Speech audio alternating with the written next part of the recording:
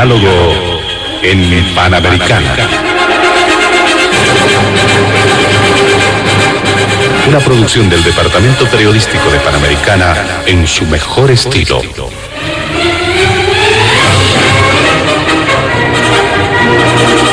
Entrevistas exclusivas sobre temas que crean expectativa general. Diálogo en Panamericana. Los sábados al mediodía y cada domingo a las 8 de la mañana. Y en trasnoche a las 24. Quedan ustedes con el staff de periodistas de Radio Panamericana.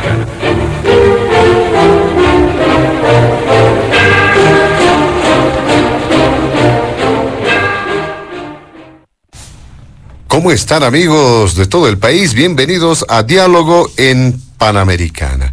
En esta ocasión y durante este fin de semana vamos a abordar algunos temas que están en la agenda de noticias y son temas que marcan precisamente noticia en los distintos medios de comunicación y en la vida misma de los ciudadanos. El primer punto en la agenda del programa se vincula con el impacto del bloqueo de caminos que se registra en nuestro país, impulsados por organizaciones sociales, sectores sociales, y se dice son afines al expresidente Evo Morales. ¿Cuál es este impacto en lo económico? ¿Cuál es el impacto también en lo político? Aunque dicen no es necesario ser brujo para saber y determinar el importante impacto económico que hay, pero ¿qué pasa con el impacto político? ¿Cuáles son las perspectivas, además, hacia adelante? Este es el primer punto en el programa. El segundo tiene que ver con los efectos recientes de las acusaciones del ministro de Justicia, Iván Lima, al expresidente Evo Morales. El titular de Justicia ha responsabilizado al ex primer mandatario por los sucesos del año 2019. Y en consecuencia lógica han surgido muchas reacciones diciendo, bueno, si es así, ¿por qué no se procesa al expresidente? ¿Por qué mínimamente no se lo convoca a las investigaciones? Y además se ha mencionado, en consecuencia también tendría que liberarse a los más de 200 presos políticos que se encuentran en nuestro país por este caso, por los sucesos del año 2019. Este es el segundo punto del programa. Y finalmente el tercero, existen críticas por la demora en la convocatoria a diálogo de parte del vicepresidente David Choquehuanca en el tema de las judiciales, es decir, hay que viabilizar las elecciones judiciales, dice el vicepresidente, se ha tomado nomás su tiempito, eso debería hacerlo con bastante anterioridad. Estos son los tres puntos en la agenda de diálogo en Panamericana, y por la importancia de los mismos vamos a exhortar a nuestros invitados especiales de este fin de semana a tomar el tiempo requerido y otorgarle precisamente el debido tiempo al tratamiento de los tres puntos casi de manera igualitaria. Por ello damos la bienvenida a nuestros invitados de este fin de semana. Ellos han estado participando de un sorteo previo para determinar el orden de participación. Por ello le damos la bienvenida al analista Carlos Saavedra, en primer lugar. En segundo lugar también está el ex procurador del Estado boliviano, después de mucho tiempo vuelve al programa, el doctor Wilfredo Chávez. Y finalmente el analista, también investigador, Joshua Bellot. Junto a ellos estaremos desarrollando la agenda de diálogo en Panamericana este fin de semana. Antes de iniciar las primeras consultas en el programa, vamos a solicitar a nuestros amables invitados de este fin de semana precisamente evitar emitir cualquier criterio que sea considerado de racismo o discriminación en el marco de las normas vigentes en nuestro país. Le damos la palabra y la bienvenida a don Carlos Saavedra para hacer referencia a este primer punto, el impacto de los bloqueos en lo económico, en lo político, además que se viene hacia adelante. Adelante, bienvenido. Muchísimas gracias, José Luis. Un saludo a toda la audiencia de Diálogo en Panamericana. Un saludo a Joshua, a Wilfredo, que nos acompañan hoy en el panel. Definitivamente el hecho político, económico que marca hoy la coyuntura es el bloqueo que se ha realizado por una de las alas del movimiento al socialismo vinculada al expresidente Morales. Para analizar este hecho político, hoy es fundamental revisar cuál es el estado de situación actual, cuáles son los antecedentes, cuáles son los actores, las causas de lucha, para a partir de ello hacer una prospectiva de lo que en términos económicos, en términos políticos, va a dejar este bloqueo. Partamos diciendo que los bloqueos, las marchas, las movilizaciones son definitivamente formas históricas de lucha de las organizaciones sociales que han marcado la historia de nuestro país. La marcha por la vida en los 90 con los pueblos indígenas ha generado un impacto y ha generado transformaciones importantes. Por ejemplo, el año 2000, la Guerra del Agua ha sido uno de los antecedentes históricos que ha sido la base a partir de la cual se ha quebrado el Estado republicano colonial y ha dado paso a un momento de luchas y de la conquista de un Estado plurinacional. Otra lucha importante es la movilización que se tuvo para evitar que el gas se venda por Chile, toda la agenda patriótica del año 2003 que tuvo también consecuencias importantes históricas. Esas movilizaciones definitivamente tuvieron un gran apego popular porque las causas que perseguían eran causas de lo nacional popular que movilizaban a la gente, movilizaban a las organizaciones, eran encontradas como causas en términos estrictamente políticos justas, como reivindicaciones populares que generaban una movilización que además llevaba muchísima adhesión de la gente.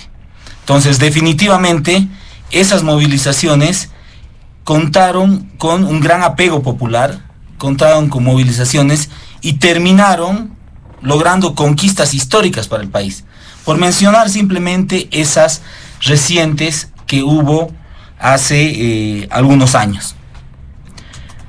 ¿Cuál es hoy exactamente la radiografía de este bloqueo que realiza el ala radical del movimiento al socialismo en el país?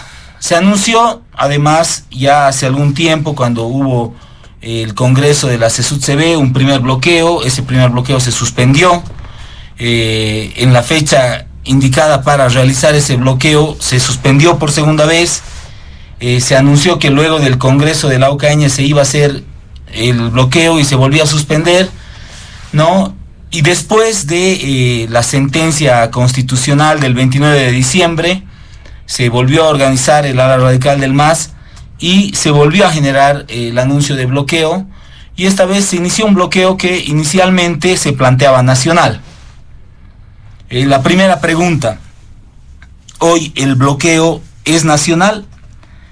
El bloqueo no es nacional en este momento, ¿no? Es un bloqueo que está enclaustrado en Cochabamba, que ha tenido algunos puntos muy intermitentes en Potosí, y en Cochabamba con las permanentes denuncias de que se ha tratado de un bloqueo que ha sido movilizado con las fuerzas de las organizaciones sociales de las 6 federaciones del trópico. Entonces no es un movimiento que sea nacional, no es un movimiento que esté bloqueando todos los departamentos. Es más, de los 9 departamentos, hoy 8 todavía tienen transitabilidad, con algunos puntos esporádicos en Potosí. ¿Y qué es lo que ha llevado a que este bloqueo no sea una movilización nacional? ¿Qué es lo que ha llevado a que este bloqueo no tenga un tremendo respaldo popular que paralice el país?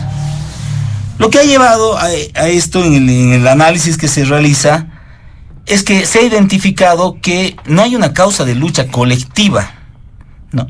Cuando se hablaba en el año 2000 de la defensa del agua ante los afanes privatizadores de quienes querían llevar un modelo de Estado liberal, donde se querían privatizar los servicios básicos, había una causa de lucha colectiva que movilizaba profundamente al campo popular y que generó una reacción, ¿no? Movilizaciones hasta que logró su objetivo. Hoy se percibe que el bloqueo que existe con muchísima fuerza en Cochabamba y de manera muy intermitente algunos puntos en Potosí, no es una movilización nacional porque tiene una causa de lucha que definitivamente no percibe un bien común. Se ha posicionado que esta es una marcha o esta es una movilización, este es un bloqueo que lo que busca es defender una candidatura o una reelección indefinida del expresidente Evo, ¿no? Es muy difícil si tú hablas en la calle, si tú hablas con los analistas, con los políticos, con los periodistas. El motivo formal de convocatoria de este bloqueo, que es la elección de autoridades judiciales, no ha llegado a posicionarse como una causa de lucha. Cuando tú preguntas en la calle por qué es el bloqueo, por la reelección indefinida del presidente. Porque el expresidente rechaza el mandato, rechaza la sentencia constitucional que genera, si bien no genera directamente su inhabilitación, pero genera una línea doctrinal para que en su momento el Tribunal Supremo Electoral pueda interpretar que ya no está habilitado a participar en una elección para presidente del Estado Plurinacional. Entonces, definitivamente, ese es el hecho que está siendo interpretado por la gente, y la gente no ve esa causa de lucha como una causa común, como una causa movilizadora para las organizaciones sociales, como una causa que merezca la pena generar una medida de movilización social tan drástica. Una medida de movilización que no perjudica a la clase política, una medida de movilización que no perjudica a los tribunos, una medida de movilización que no perjudica a quienes son los que toman las decisiones, una medida de movilización que no perjudica a el directo responsable de esto, que es la Asamblea Legislativa Plurinacional. ¿De quién es tarea convocar a elecciones judiciales? No es pues de los alcaldes, no es de los gobernadores, no es del gobierno nacional, no es de la sociedad civil. Es tarea de la Asamblea Legislativa Plurinacional. Y no se enteraron ayer, anteayer o hace 3 semanas. Cuando ellos asumieron su cargo, el 2020, sabían perfectamente que el mandato de las actuales autoridades fenecía a finales del 2023. Y no tuvieron la capacidad política de generar consensos, de generar acuerdos para hacer lo que la Constitución manda. ¿Y qué es lo que la Constitución manda? Convocar a elecciones. Hoy parece hasta gracioso, trágico, cómico, que, recién quieran ponerse de acuerdo cuando tienen castigada al menos culpable de todos con bloqueos. Tienen castigado al pueblo, a la gente más humilde, a productores que hoy están botando su producción en los costados de los caminos, a productores que hoy están sufriendo económicamente las consecuencias. Se calcula más de 520 millones de dólares que se han perdido. Estamos muy cerca de una actividad cultural, turística, que moviliza muchísimo a la economía, que es el carnaval en Oruro, en Santa Cruz, en Tarija, ¿no? Y eso genera muchísimas dudas para lo turístico, para lo productivo, para lo cultural. Y lo peor de todo es que es una movilización que se percibe por un interés personal, no por un interés colectivo, por un problema. Y aquí hay que admitir, el expresidente Evo Morales ha tenido un liderazgo histórico protagónico en Bolivia. Ha generado grandes transformaciones, pero ha tenido un problema central que debe reflexionarse y que ha sido el objeto de crítica durante muchos años y que ha generado, particularmente desde mi punto de vista, muchos errores políticos del movimiento al socialismo, que es la permanente idea de reproducción del poder, la ambición personal de poder, por encima de procesos políticos que deben ser comunitarios, procesos políticos que son colectivos, procesos políticos que están por encima de las personas. Entonces, definitivamente, ese problema está generando hoy un bloqueo que va a lastimar la economía de los más pobres. Y en términos políticos, va a generar definitivamente, para mí, más un daño que un beneficio a quienes están movilizando el bloqueo.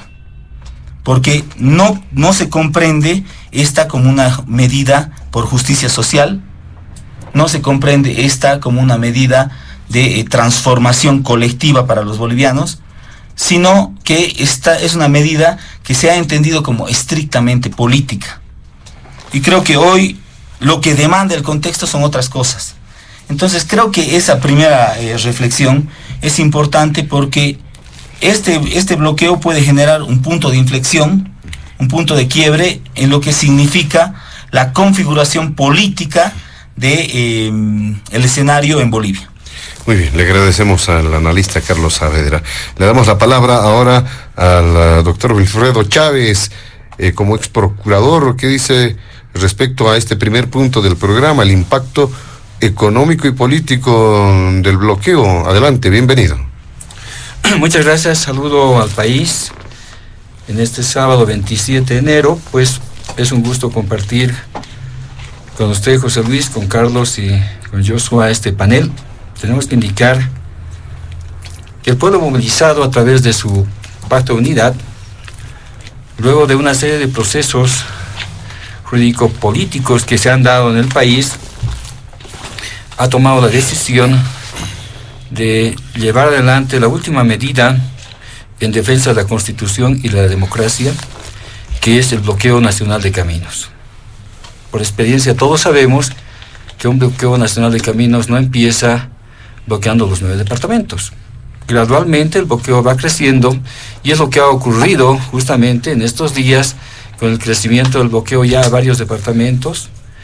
Potosí, Chuquisaca entra este fin de semana, Santa Cruz va a entrar el fin de semana, cerrando esos pasos a objeto que, en primer lugar, se respete la Constitución y los autoprorrogados tienen que irse, porque su mandato ha vencido el 31 de diciembre y su mandato no podía ser prorrogado sino, en el peor de los casos, por una ley interpretativa de la Asamblea Legislativa Plurinacional, que de manera extraordinaria y por términos extraordinarios adopte esa decisión. Ha habido una serie de antecedentes que preceden a esta decisión extrema, pues cuando se bloquea fundamentalmente se lucha por los derechos y por la democracia.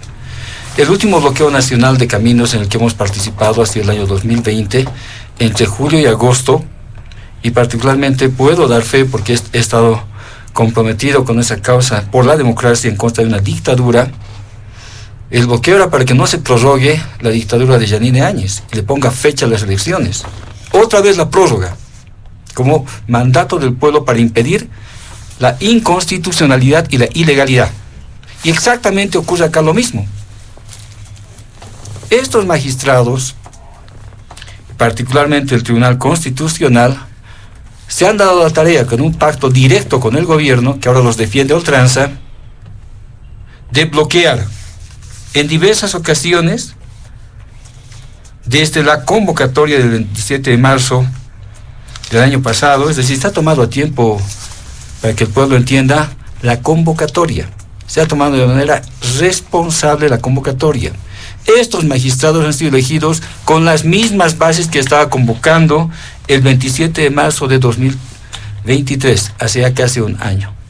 ¿Qué ha ocurrido? Se le ocurre a un señor que quería postular por el Beni, plantear una acción de amparo constitucional en contra de la convocatoria.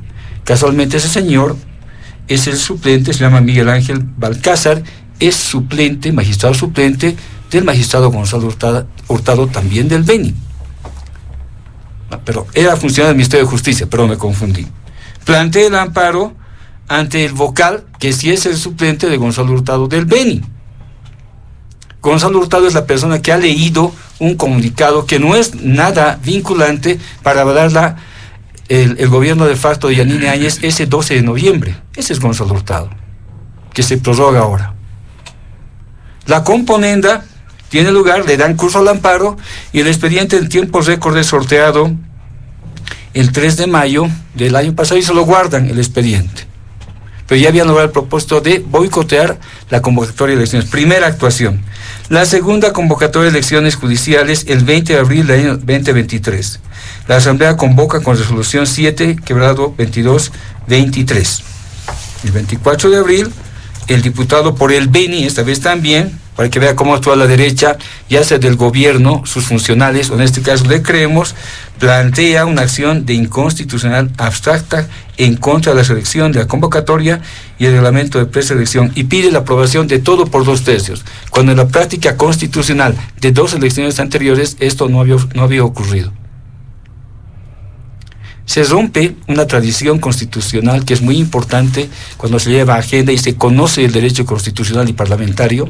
Se rompen las reglas de la democracia ya tradicional con las reglas que han sido elegidos estos magistrados y naturalmente el Tribunal Constitucional se toma el tiempo del mundo para declarar la inconstitucionalidad después de 3 meses, el 31 de julio. En agosto, la Cámara de Senadores plantea un proyecto de ley transitoria para elecciones judiciales el 31 de agosto. Asimismo, los diputados de la ahora llamada ala radical, que dicen que han bloqueado elecciones, entran en huelga de hambre, José Luis, que es otra de las medidas extremas en democracia. No han entrado los arcistas, la derecha, ha entrado nuestra bancada. Entra en huelga de hambre. ¿Qué pide la bancada? Elecciones judiciales. Es decir, no le culpen a nuestra bancada la lenidad de la derecha y su líder en el Parlamento, que es David Choquehuanca, para haber demorado deliberadamente esta elección. Luego de esto, viene la llamada autoprórroga de mandatos de los magistrados, porque va en consulta el proyecto de inconstitucionalidad. Se paraliza la situación, le consultan al que no tiene que ser consultado. ¿Cómo le van a preguntar al presidente de la Corte del Tribunal Supremo de Justicia, al Tribunal Electoral? Promueven ellos, como son buenitos, promueven ante el Tribunal Constitucional para ver si está bien o mal el proyecto. Eso no les interesa porque ellos no son interesados en ese proyecto. Son elecciones judiciales que tienen que ver con una decisión de la Asamblea Legislativa, de otro poder del Estado, de otro órgano de poder, y no del órgano judicial. Y el presidente de la Suprema dice, sí, vamos a consultar, hace una consulta como si fuera, discúlpenme, un lelo, porque yo califico simplemente así una actitud tan pueril de este señor, y se da la llamada autoprórroga. Como por magia, el 11 de diciembre, el Tribunal Constitucional dice, nos quedamos porque hasta que elijan ustedes a magistrados, rompiendo toda norma, la norma constitucional, con la sentencia 40, la declaración, constitucional, no es sentencia, una declaración, pues viene una consulta, y dicen, nos quedamos. Y ahí se acabó. Entonces, ¿para qué sirve el voto? ¿Para qué sirve la Constitución? ¿Para qué sirven las reglas previas? Si ellos finalmente deciden quedarse, porque así lo deciden. Nosotros vemos que acá, efectivamente, existe un gravísimo conflicto de intereses porque por una regla básica nadie puede ser juez de su misma causa. Es un principio básico de juzgamiento y de objetividad. Y estos señores han sido jueces de su misma causa. Entonces, si el país ingresa en esa escalada, ya no tenemos pues democracia, se rompe el orden constitucional, pues estos señores son parte de un órgano de poder electo por el pueblo. El principio de soberanía que está presente en el 178 de la Constitución con relación a las autoridades claramente dice, ¿no? El pueblo es quien elige a estos señores. No ellos se autoeligen o se autoprorrogan. Y el pueblo les ha dado un mandato fijo de 6 años que ha fenecido y ha caducado ya. Por ello, se instala una vigilia los primeros días y se anuncia en su momento, en el mes de diciembre, se instala una vigilia los primeros días de este año ante el rumor que ellos iban a continuar en los cargos. La vigilia es reprimida de manera dura por parte de la policía boliviana con cercos y eso provoca una reacción mayor. Y efectivamente, si bien en un momento determinado se ha podido coordinar para que los hermanos no entren en un bloqueo nacional de caminos. Esta acción violenta contra ellos ha sido la gota que ha rebalsado el vaso. Nuestros hermanos, al haberse usurpado la Confederación Única de Campesinos con un congreso absolutamente ilegítimo e ilegal, supuestamente de cuarto intermedio, cuando no hubo cuarto intermedio en el Congreso, que están sentados ahí ahora al lado del presidente, o los interculturales llamados arcistas, que son elegidos en un ampliado cuando la regla es elección en un Congreso, porque sí han sido los nuestros, los que trabajan con nosotros, ¿sí? Estos señores, bueno, según se dice, ¿no? Le habrían dicho al presidente, no va a pasar nada porque aquí nosotros tenemos al país. Resulta que ahora estamos con un bloqueo nacional de caminos que va creciendo. Aunque no les guste, es así. No nos damos la vueltita y salimos al país a ver como todo está bien, veremos si está bien. No está bien. Dos pedidos fundamentalmente se tienen, legítimos y democráticos. Primero, que estos señores se vayan, porque mandato no tienen y no pueden renunciar a lo que no tienen que irse. Y les digo una cosa, están haciendo los negociados más asquerosos con las sentencias que están traficando ahora. Han adelantado sorteos que han entrado hace poco tiempo en desmedro de la gente que espera más de 8 meses un sorteo y que su causa salga del Tribunal Constitucional. ¿A qué se debe esto? El caso del Citibank, por ejemplo. ¿Quién es el abogado? Iván Lima. ¿Quién protege a la derecha? Iván Lima. ¿Quién acusa al presidente Evo? Iván Lima, porque es un gonista. Siempre lo ha sido y siempre yo lo he dicho. Trabajaba con Blattman. ¿Qué militancia en el MAS tiene? No es del MAS, ese gobierno no es del MAS. Así inclusive respetamos a que cumpla su mandato porque les falta pocos meses.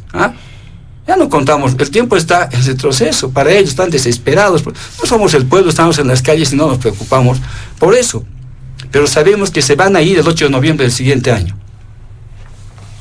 Bien, el bloqueo se impone en esas circunstancias con la primera medida, que es que se vayan estos señores e inmediatamente sesione la Asamblea Legislativa Plurinacional por tiempo y materia para aprobar la convocatoria y para desembarazar el proceso de convocatoria que tenemos que hacer. Bien claro, ese es el momento. Efectivamente, un bloqueo nacional tiene sus connotaciones. El anterior bloqueo nos han acusado a nosotros inclusive de muertes cuando hemos ido al bloqueo por la democracia.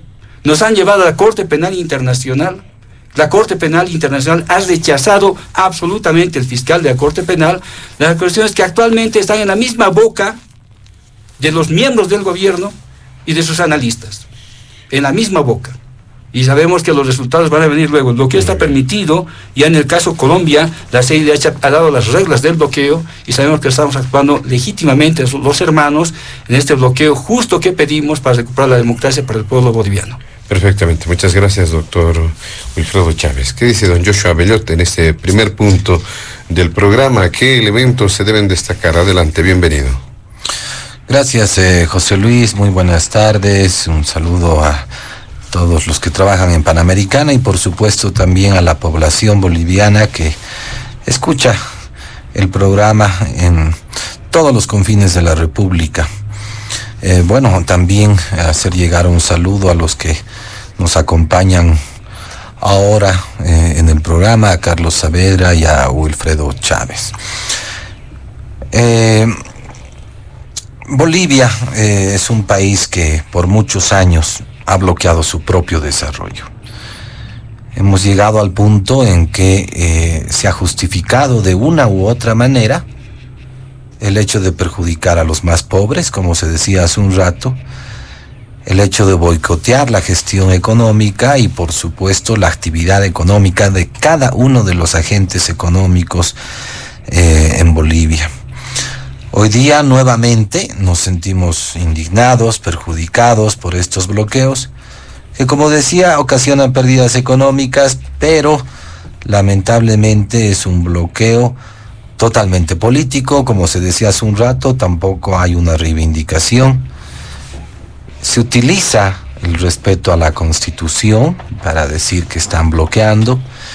¿Y por qué digo se utiliza? Porque cuando les conviene parece que la Constitución es algo que se debe respetar y cuando no les conviene, pues no les interesa en lo absoluto la Constitución.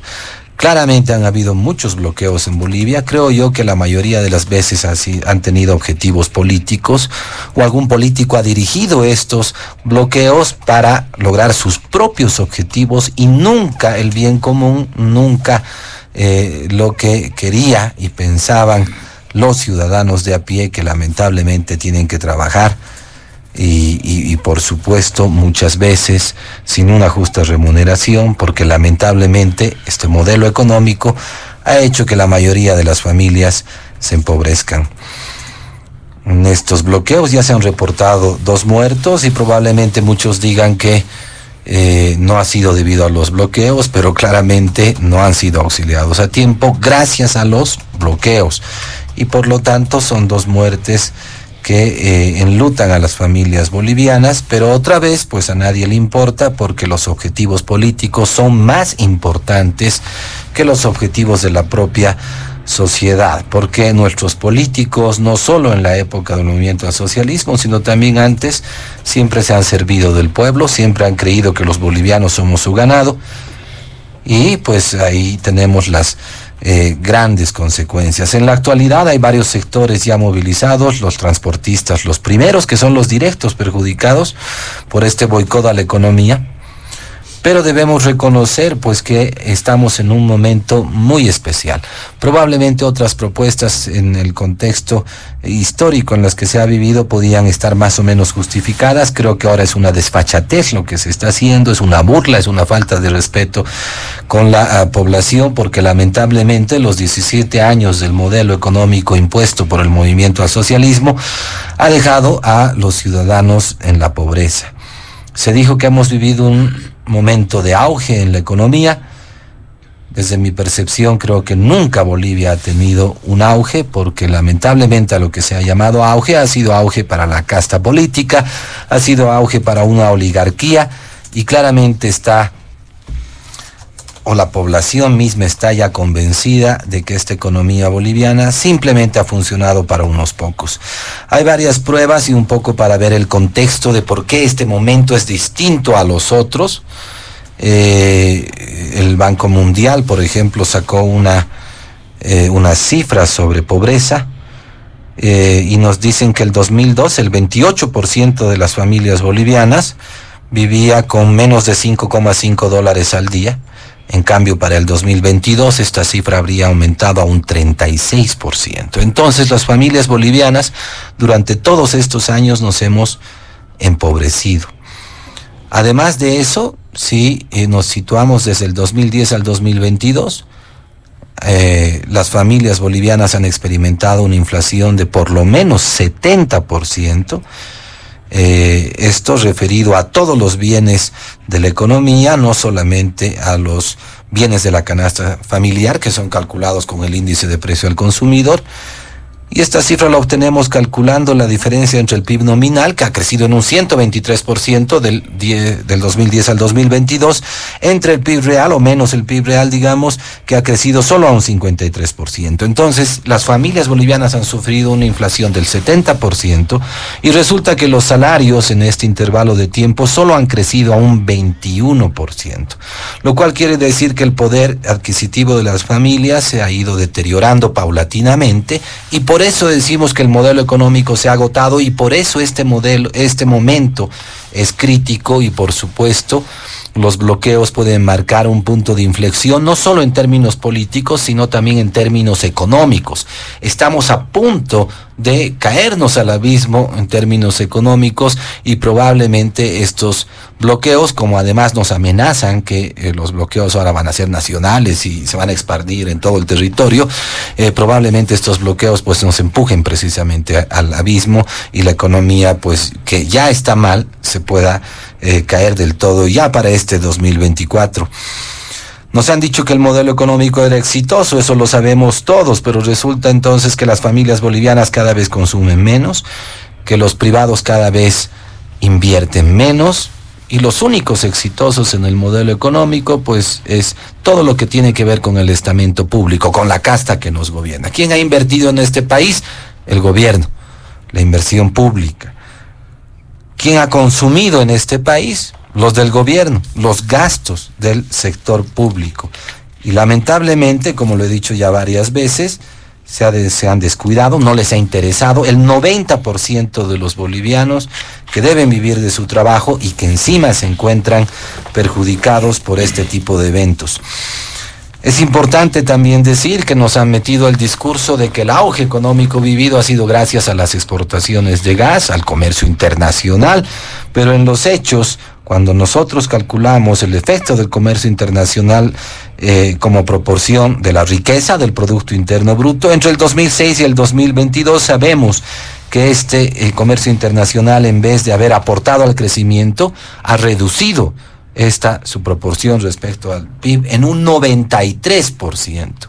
Esto quiere decir que en Bolivia nunca hubo auge, o mejor dicho, hubo auge para un 10% de la población, pero el 90% fue totalmente olvidado. Esto explica por qué nuevamente pueden incitar a un bloqueo interesado, solo por objetivos políticos, incluso pagando a la gente como lo hicieron ya el 2019. ¿Cómo se movilizan estas masas? Pues pagando 100, 200 bolivianos, lamentablemente es así. Se aprovechan de la pobreza precisamente de estas familias. Imagínense, les conviene bloquear 1, 2, 3 días, seguramente botar unos dinamitas como lo hicieron en Parotani hace 2, 3 días, por 200 pesos, porque seguro que vendiendo sus pastillas o vendiendo algún producto no ganan esos 100 o 200 bolivianos. A eso hemos llegado en Bolivia, y lamentablemente todo esto se debe precisamente a esta guerra entre un ala arcista y un ala evista, que en ninguno de los dos casos cumplen la Constitución, en ninguno de los dos casos se preocupan por los más pobres, solo reproducen su poder, solo viven de los pobres para enriquecerse ellos, y lamentablemente los perjudicados, como siempre, somos todo el pueblo boliviano. Ahora se pelean por quién es el de la derecha. Uno se dice la derecha 1, la derecha 2, no sé, deben tener algún trauma con ser de derecha, es realmente chistoso, pero así están las cosas. Pero en los hechos ahora se están peleando solo por quién tiene el control de la justicia.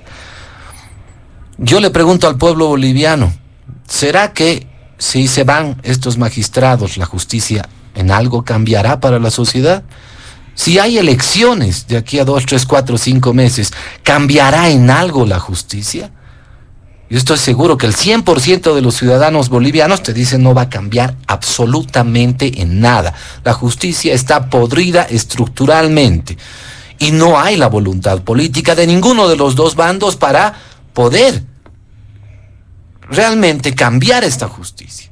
Entonces, esto es un juego de los políticos, la población no tiene nada que hacer con esto, y esta pelea absurda a la que nos han traído, pues obviamente va a traer pérdidas económicas cuantiosas, y repito, estamos en un punto de inflexión donde no hay liquidez por parte del gobierno, no tienen dólares, hay escasez de hidrocarburos, hay escasez de dólares, hay escasez, bueno, ya no de agua, por suerte, gracias a estas lluvias, pero lo más importante, tienen a un pueblo empobrecido, que ahora están cansados ya de los bloqueos porque les hace falta plata para comer.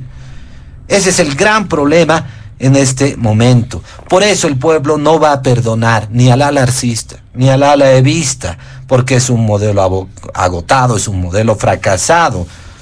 Y lamentablemente el MAS, por eso mismo, nunca ha sido un partido que ha respetado la democracia. Ni los arcistas, ni los evistas, no les interesa el pueblo, les interesa solo el poder, les interesa solo sus propios intereses, y la economía tratan de parcharla para que más o menos las cosas estén bien, para que no haya mucho descontento, pero lamentablemente como el modelo se ha agotado, probablemente entremos ya en una desestabilización de la economía, por un efecto acumulado, no solo por los 3 años de Arce, sino porque se hicieron mal las cosas desde el 2006, porque fue un modelo que nunca pensó en la gente y que solo pensó en la casta política y sus amigos.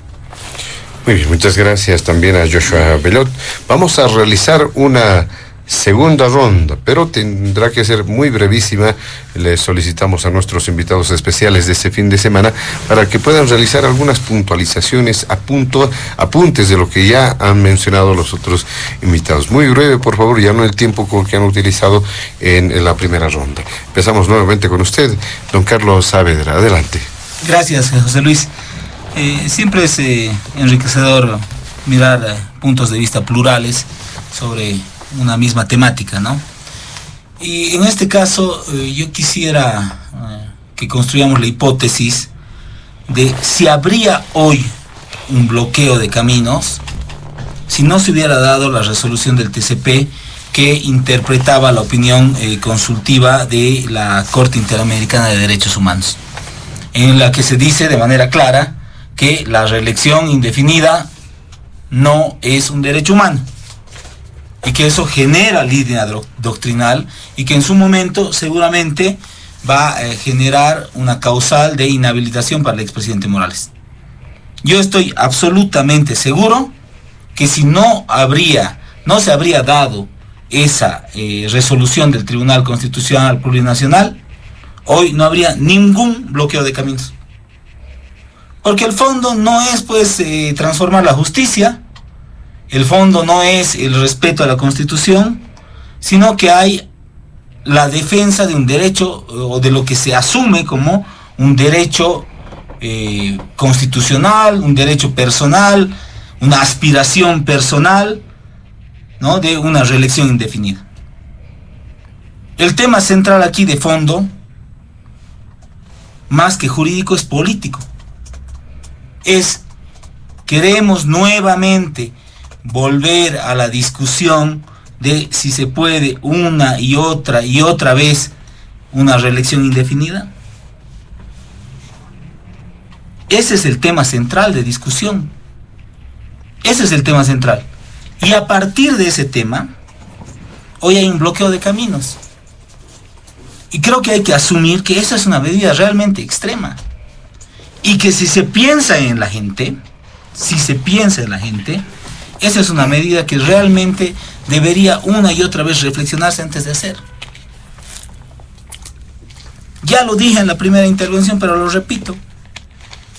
No lastima a los magistrados, no lastima a los asambleístas, no lastima directamente a los políticos, porque todos ellos tienen su sueldo seguro, pues. O todos ellos tienen seguramente la capacidad de soportar un bloqueo de caminos, que suban los precios, ¿no?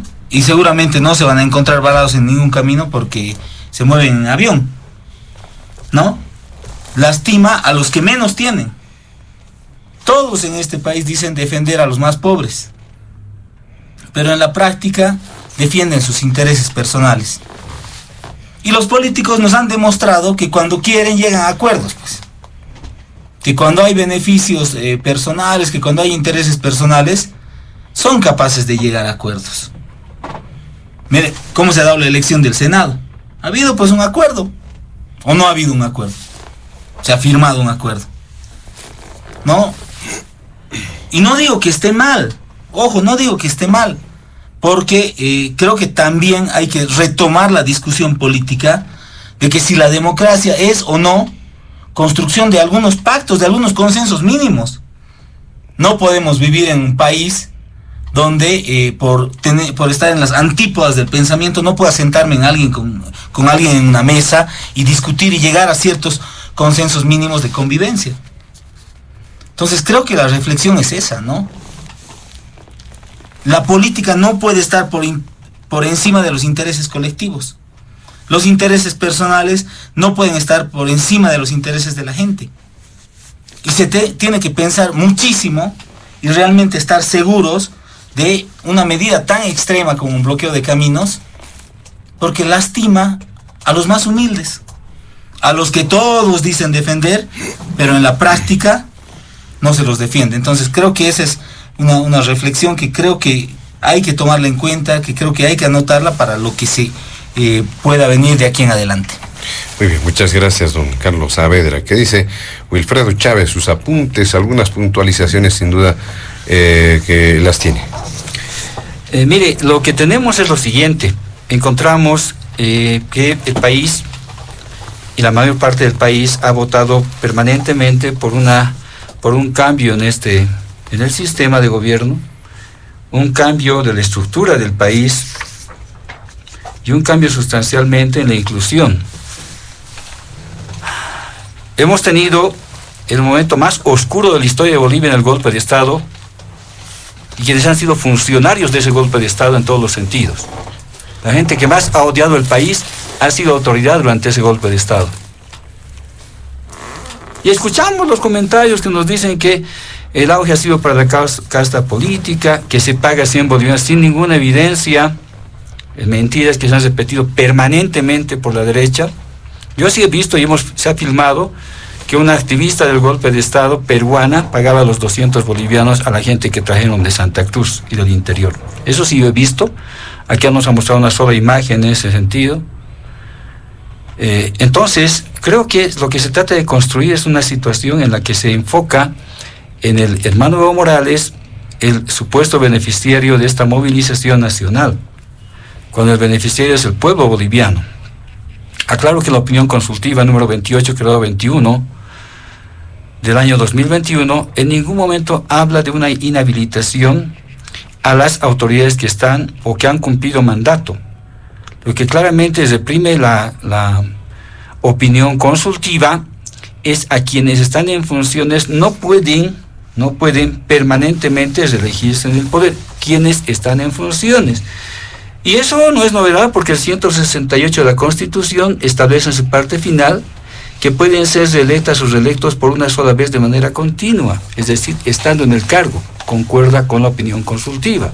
Si cabe alguna duda, pueden revisar el fundamento 38, el 104 y el 107 de la opinión consultiva, que desbaratan eso que la sentencia 1010 ha inhabilitado a Evo Morales.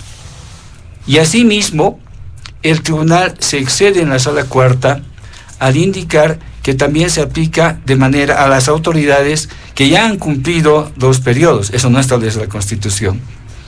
Y además dice 10 años, los que han cumplido 10 años. Evo Morales, por si acaso, no cumplió 10 años por la interrupción del golpe de Estado. O sea, como sea, querían enfocar, querer luego aplicar doctrina a Evo Morales. Pero como son tan tontos, no lo han logrado. Hemos revisado la opinión consultiva, hemos revisado su misma sentencia y sabemos que no hay inhabilitación hacia Evo Morales. Por tanto, esta movilización no puede ser por una habilitación, porque la inhabilitación no existe. No existe, es un caso de amparo que tiene que ver con una persona. Sabemos también que esta movilización lo que quiere es el respeto a la Constitución, igual que el 2020, exactamente igual. Queremos que se vayan estos señores, queremos que la Asamblea por tiempo y materia cumpla su trabajo, queremos que David Choqueban, que en vez de haber tardado una semana en una convocatoria para que vean cómo se boicotea y se torpedea al pueblo boliviano, ¿por qué no ha convocado al día siguiente si es sentarse y llamar a los jefes de bancada que están ahí, a mano? ¿Por qué no lo hace? ¿Por qué se culpa hasta el Ejecutivo a la Asamblea Legislativa cuando el vicepresidente participa de los gabinetes del gobierno de acuerdo a la Constitución? Por favor, ¿dónde más burla? Y el tipo parece que no existe en el país. Suspende el presupuesto que tenía 60 días de tratamiento. Apenas después de 35 días baja a la Asamblea, se presenta en octubre el presupuesto, todo noviembre no se trata, los primeros días de diciembre, el 5 se trata del presupuesto, y 15 días después decreta un receso unilateral. Le da 15 de 60 días al Parlamento para tratar el presupuesto, para meter de contrabando un sinfín de barbaridades. Esa es la democracia que no queremos. Estos miembros del Tribunal Constitucional y sus secuaces hacen lo que quieren con la justicia. Han amputado la función de fiscalización expresada en la interpelación, porque ya han sufrido una grave derrota con la interpretación del ministro de Gobierno, que jamás debía ser nuevamente posesionado. Eso hace la dictadura, eso ha hecho Yanine Áñez, con Murillo, con López y con el procurador, que tuvo que irse 2 veces censurado por la Asamblea, dejó el cargo. Eso hace la dictadura. La democracia respeta las reglas. Y estamos en una perfilada dictadura que, como no tiene gobernabilidad en la Asamblea Legislativa, lo único que le queda son los jueces. jueces caducos que tienen que irse. El juego de la política debe ser un juego transparente. Y efectivamente pueden lograrse acuerdos sin llegarse a acuerdos por el país, sin llegarse a componendas. ¿Por qué no convoca a una reunión, no ha convocado en la semana anterior? Todos se preguntan eso, se ha ido a las citas, aparece por ahí en un discurso, se va a Sucre hoy. Eso hace el presidente del ICP. ¿Y por qué están bailando en vez de que hagan la solución de los problemas? Nosotros creemos que estamos, obviamente, con un ataque permanente de los medios de comunicación y de la derecha, ¿sí?, que fija y dice es por Evo Morales. Lo veo permanentemente y lo escucho. Pero el pueblo es consciente y por eso apoya su líder histórico en las elecciones, y sabemos que un bloqueo, más que desfavorecer, ha fortalecido la lucha del pueblo y de su líder histórico, y esto está demostrado en las urnas permanentemente. Muy bien, gracias, doctor Wilfredo Chávez. Para finalizar este primer punto, don Joshua Bellot, también sus apuntes. Sí, gracias. Bueno, se nos dice que los bloqueos fortalecen al líder histórico. Yo creo que ahora no, porque las condiciones son totalmente distintas. Se dicen que se achaca a Evo el bloqueo y no deberían. Y entonces, ¿por qué se defiende tanto la reelección de Evo?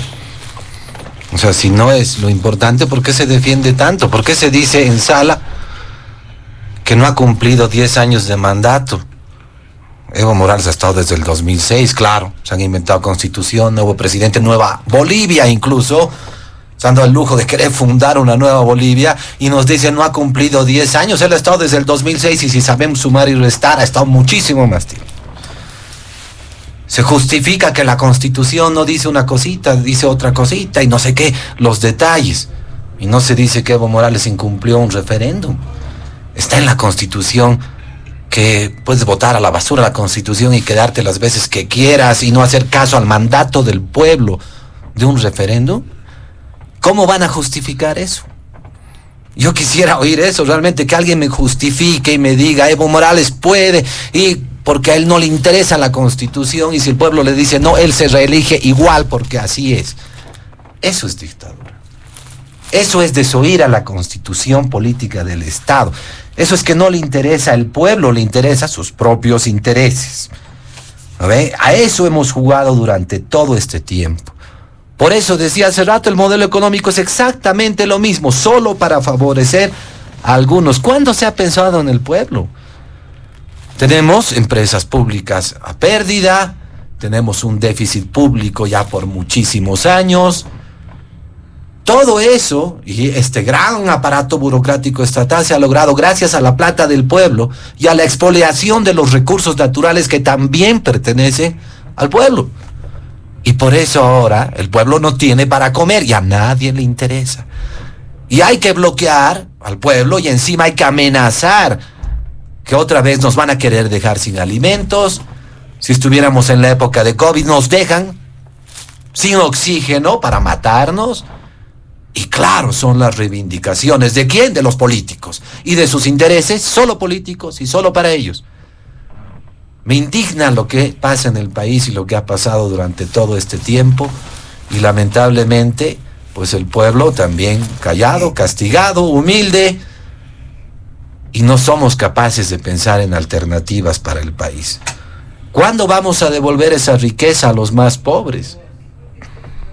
¿Cuándo vamos a facilitar la vida de los ciudadanos? ¿Cuándo vamos a devolver la propiedad de los factores de producción y de la riqueza al pueblo? ¿O es que solo discurso? Nos aprovechamos de los más pobres y los más pobres cada vez son más pobres. Solo participan para las marchas. Ya decía hace un rato, los políticos creen que Bolivia es su ganado. Qué pena decirlo así. Aprovecharse de eso. Nos dicen que no se sabe, no hay pruebas de que han pagado y demás. En la televisión todos los días salía gente con plata pagando a la otra gente para ir a morir. Una señora que trabajaba conmigo y que era muy pobre alguna vez, sus hijos tenían que ir a bloquear porque les pagaban por hacer cosas muy malas y hacer actos vandálicos hasta 500 bolivianos. Así se han aprovechado del pueblo boliviano y no le han dado nada. ¿Por qué no denunciaron? Compran lamentablemente, se ha denunciado, compran lamentablemente a los dirigentes, El otro día un abogado de Evo Morales decía por la televisión que pagan sueldos mensuales, pero tremendos a los dirigentes nacionales. No lo he dicho yo, está en los medios de comunicación. Entonces siempre ha sido un modelo prebendal, clientelar. ¿Acaso ha cambiado algo en estos 17 años? Y para que no se ofendan solo los del MAS, esto era siempre así. Porque la casta política en Bolivia siempre ha sido muy poderosa, porque nunca se ha dado la libertad económica y política a las personas y siempre se ha utilizado a los más pobres. ¿Hasta cuándo vamos a cambiar? Se vienen carnavales, la gente no tiene dinero, los negocios se estaban queriendo reactivar y nos vienen a bloquear. A Oruro le han bloqueado ya 2 carnavales.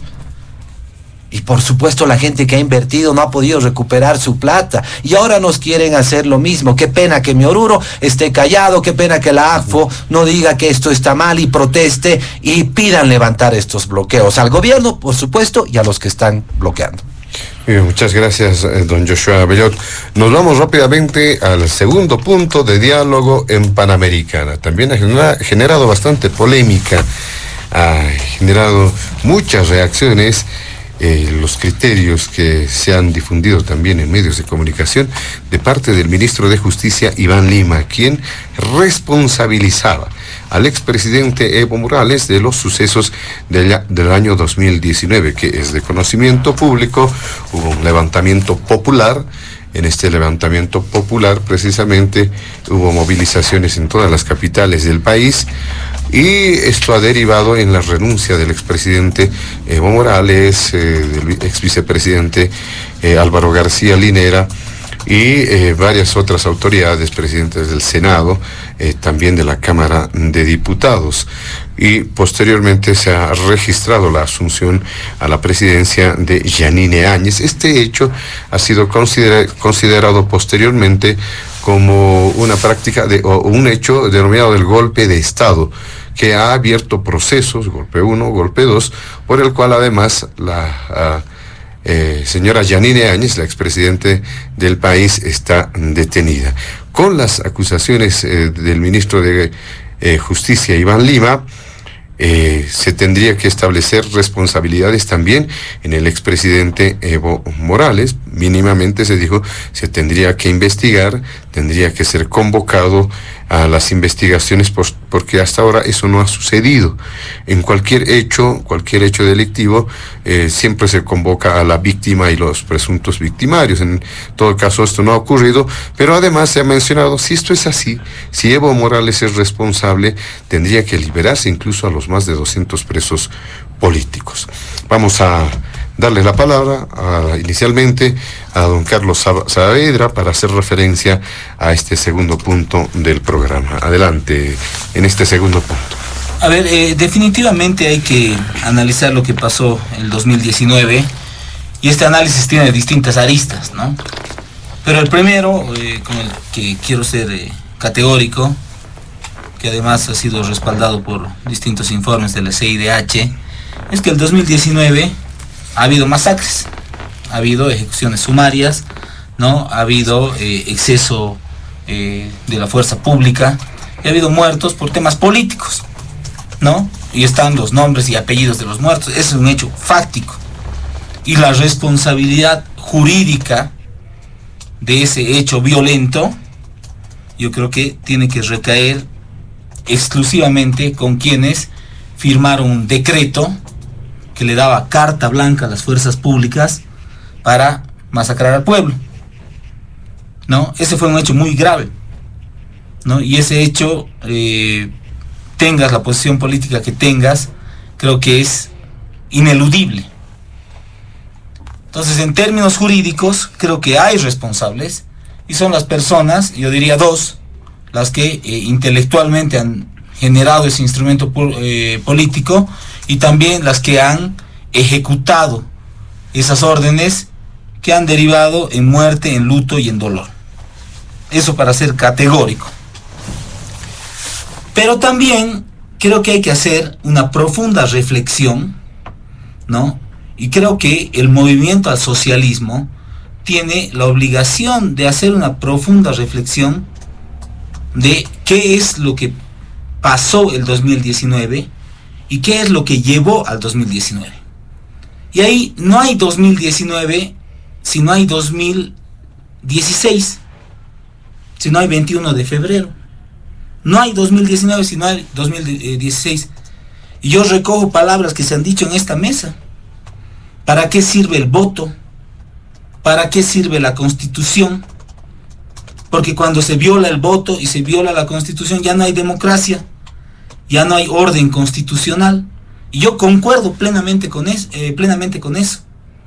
Y creo que tiene que haber una reflexión. Tiene que haber una profunda reflexión del rumbo político que tiene el movimiento al socialismo, como un instrumento que ha generado transformaciones profundas. Estoy seguro que de aquí a 50 años se va a seguir hablando, bien, mal, con muchos avances en el orden político, en el orden simbólico, con avances en el orden económico, con críticas en el orden político, con críticas en el orden económico, pero se va a seguir hablando del MAS. Pero el MAS está en una profunda disyuntiva política, estrictamente política. ¿Y cuál es esa disyuntiva política? Si el MAS trasciende un liderazgo que evidentemente es histórico, es fundacional, el del expresidente Morales, pero el MAS tiene vida más allá del liderazgo del presidente Morales. El MAS tiene posibilidades de plantear un horizonte político, histórico, más allá de un liderazgo que ha jugado un rol importante, pero que para mí particularmente se equivocó, pero como se dice coloquialmente, de cabo a rabo, en no respetar el voto del 21 de febrero del 2016. Otra hubiera sido la historia política del expresidente, otra hubiera sido la historia política del país, porque definitivamente la crítica que se hace al expresidente Morales en su momento no fue si era un buen o mal presidente. Hizo cambios, hizo transformaciones, hizo importantes gestiones que lo posicionaron como un buen presidente. Pero lo que se criticó fue esta lógica de proceso caudillista que no puede trascender a una persona. Esta lógica de después de mí la tormenta. Después de mí no hay nada. Justamente esta construcción mitológica que se decía que cuando Evo se vaya se iban a ocultar el sol, las estrellas. Es un proceso político tan potente, tan plural, que ha logrado generar sinergias entre movimientos de izquierda tradicionales, de intelectualidad, con organizaciones sociales, que ha logrado construir un tejido muy interesante con sus grandes aciertos y también con sus errores. Pero el campo popular ha gobernado durante muchos años justamente por esa densidad, justamente por esa fuerza que se tenía. Pero el problema surge cuando llega un momento de transición política, ¿no? Lo que se termina leyendo es que si no está el líder no hay nada más. Si no está quien condujo la construcción del Estado plurinacional en los primeros años, se tiene que acabar. Y sí o sí tiene una y otra vez que volverse el liderazgo. Y yo creo que esto tiene que llevar pues a un profundo momento de reflexión. Y decir desde el fuero interno, realmente, ¿ha estado bien lo que se hizo después del 21F del 2016? ¿O ha estado mal? ¿Se ha cometido un error o ha sido un acierto? Políticamente ha sido un triunfo el haber generado esta lógica de que la reelección indefinida era un derecho humano, o realmente ha generado un quiebre del bloque popular con gran parte de la población que lo apoyó de manera militante en distintas elecciones. Si no hay esa reflexión en el MAS, si no hay esa mirada autocrítica de un tema que es fundamental, va a ser complejo que la construcción del Estado plurinacional pueda seguir avanzando. Y lo que va a hacer esta disputa, que es una disputa por poder, es dividir, es fracturar al bloque popular y generar la posibilidad a una oposición, y aquí también se decía en la mesa que no tiene ideas, no tiene propuesta, no tiene liderazgos. A esa oposición, anacrónica en términos políticos, le va a generar la posibilidad de que pueda llegar al poder sin tener un liderazgo fuerte, sin tener una propuesta de país, sin tener una lucha programática, ideológica. No ha pasado solo acá. Simplemente hay que mirar lo que ha pasado en Ecuador para ver en términos prospectivos lo que podría pasar, y creo que eso tiene que llamarnos a la reflexión. Muchas gracias, don Carlos Saavedra. ¿Qué dice el doctor Wilfredo Chávez sobre este segundo punto del programa? ¿Cuánta responsabilidad habrá tenido el expresidente Evo Morales en los sucesos del 2019? Adelante.